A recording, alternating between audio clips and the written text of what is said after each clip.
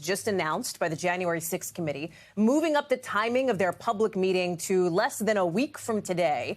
I want to play for you what we heard from Chairman Benny Thompson just in the last couple of minutes. Watch. Changing the date from the 21st to the 19th for the final presentation? Yeah, that's the goal of the committee. We will have the report of the subcommittee that I appointed on referrals, and we will take that up and basically approve the report for release on the 21st.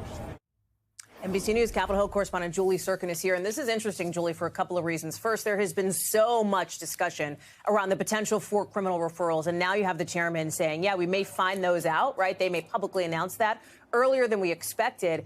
Second is the idea that this committee has been, in large part, as we've seen over the last several months, even over the summer, they had carefully choreographed their next moves, right? This is a committee that is aware of the broader optics of their investigation and how they roll out the results here, Julie.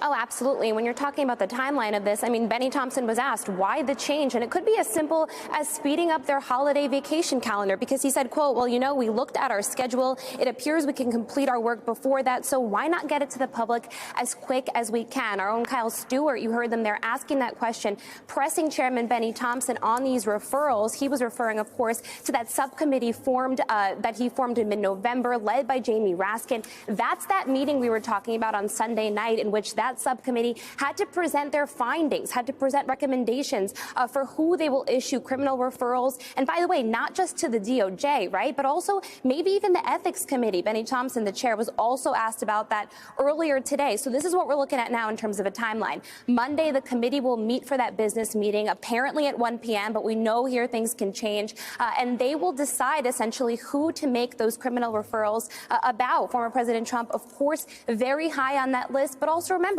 that group of House Republicans, including Kevin McCarthy, who's vying for the speakership gavel, snubbed the committee back in May when they ignored those subpoenas. Will they be referred to the Ethics Committee, for example, who could then take on any punishments potentially they could face? Of course, that's a political decision for the committee, as is potentially referring former President Trump or any of his allies. But as you know well, Hallie, all of this would be just messaging for the Department of Justice, who will really make the decision whether to prosecute and take those on. But again, Monday, the date for those referrals. Wednesday is when the public will see the report, but the committee, according to Benny Thompson, planning on getting out of town on Monday.